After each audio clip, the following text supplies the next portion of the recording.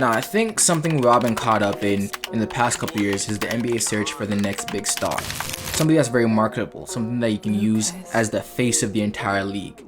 And there's been a couple new candidates, with LeBron James, Steph Curry, and Kevin Durant's time at the top slowly dwindling. Giannis Antetokounmpo, I think Nikola Jokic, and Luka Doncic have been the guys that is at the top that the league have been trying to force down our throats as the next big thing. Luka Doncic, being one of those guys, has lived up to expectations since he came into the league. Some may even say he exceeded them, with some people not even believing that he could play in the NBA when he first came in and that he was picked way too high.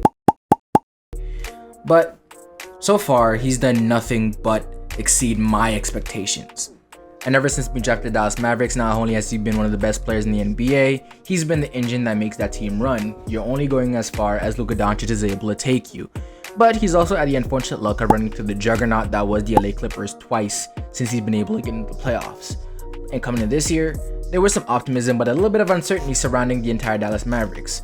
Luka Doncic and Porzingis have not been able to completely mesh to create a good flowing offense on this team. And with Luka going down with a couple of injuries early, Kristaps still wasn't able to mesh with any of the role players as the head of the offense. So the Dallas Mavericks looked to move on from him, and they traded him on February 10th for Spencer Dinwiddie and Davis Bertans. And ever since that trade, the Dallas Mavericks have looked like a completely new team, along with Luka Doncic, as Luka has been putting up some of the most insane numbers since that trade.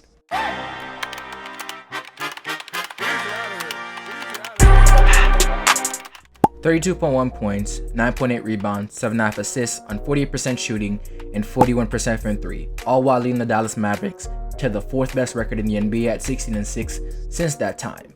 If the demigods weren't in the NBA, that is Giannis, Nikola Jokic, and Joel Embiid, you would have Luka Doncic top 3 in the MVP race this year.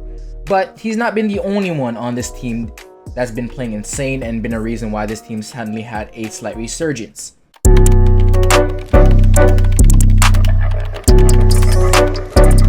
Ever since touching down in Dallas, Spencer Dinwiddie has found new form and has been playing out his absolute mind. 17.2 points, 3.4 rebounds, 4.2 assists on 50% shooting and 39% from 3. Far cry from the numbers he was averaging in Washington at 12.6 points, 4.7 rebounds, 5.8 assists, and 37% shooting and 31% from 3. That seemed like a new team, new environment, not having a team that probably hates you with some of the reports coming out in Washington has given him some new life to this team. And if he was playing like this the entire year, he would probably be in the running for 6th man of the year right now. But he's given the Dallas Mavericks a new look coming off the bench, as Tim Hardaway Jr. this year really hasn't been that great. He's having a subpar shooting year and then getting injured in January. This team really didn't have a guy coming off the bench that can give a certain amount of production. So with Jalen Brunson in the starting lineup with Luka Doncic as of right now, Spencer Dinwiddie has been that spark and that ball handler coming off the bench that keeps this team locked in and keeps his offense running until Luka can come back into the game.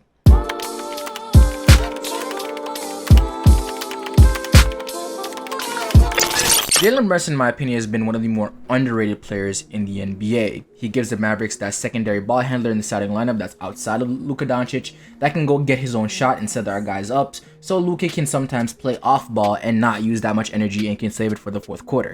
And this year, he's averaging 16.2 points, 3.9 rebounds, 4.9 assists, 1 steal on 49% shooting, 50% shooting, and 37% from 3. While he may be a slight liability on defensive end, on the offensive end, he makes up for it completely by being excellent. Not to mention that back in December when Luka Doncic did go down with an injury, the Dallas Mavericks were still able to go 500 without him in the lineup, largely because of Jalen Brunson, who put up 21 points per game, 3.5 rebounds, 7.4 assists, 1 steal on 51% shooting and 38% from 3. He is one of the largest reasons why this team is as good as they are, and he's shown that he can give this team offense and at least keep this team alive while Luka is at least on the bench or out sometimes. And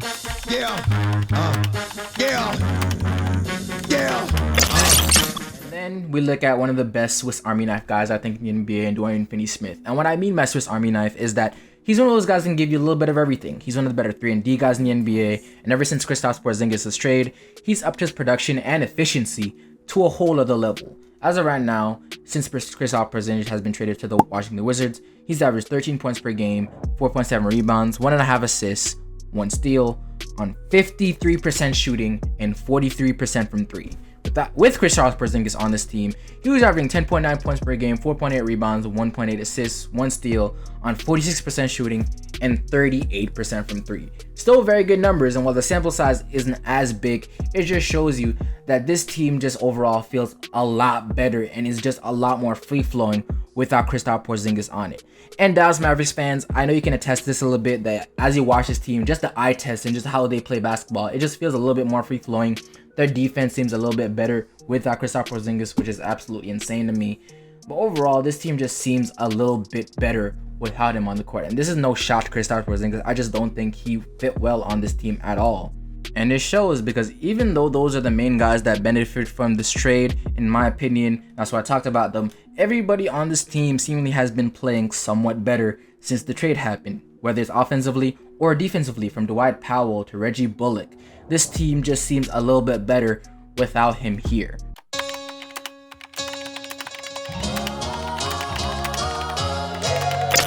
And while they've noticeably taken a small dip defensively, they've went from a top 5 defensive rating in the NBA with Kristaps Porzingis to a middle of the pack defensive team. The jump in offense has quite literally made up for it more than ever. And while that may become a problem somewhere downwhere in the playoff time, I do not think this is a year that the Dallas Mavericks will be championship contenders. And going into this offseason, I think they can definitely look to find a center or a stretch 5 that can protect the rim as well as Kristaps Porzingis can without demanding as many touches as he did, like a Miles Turner or somebody of that facet in free agency. So right now, the Dallas Mavericks finally figured out what was their biggest problem, being the fit of Kristaps Porzingis on this team, found a secondary ball or a third ball handler to come off the bench to handle the offense while Luka Doncic is able to sit on the bench a little bit longer, and they've opened themselves up to find the cap space to spend on a big that actually fits with this team. So overall, I think this is the reason why the Mavericks have seen this kind of jump in their production and how good they've been since this trade. And I think this point forward, I do think they're going to be one of the better teams in the NBA. And if they're able to make the right moves in the offseason, you can definitely look out for this team to be a complete contender next year, not just a team you can expect. But let me know what you think in the comment section down below. What do you think of this Mavericks team? Do you think that this is really what they needed to do to fix what this team really needed? But with that being said, this is FLB. That's my time, and I'm out.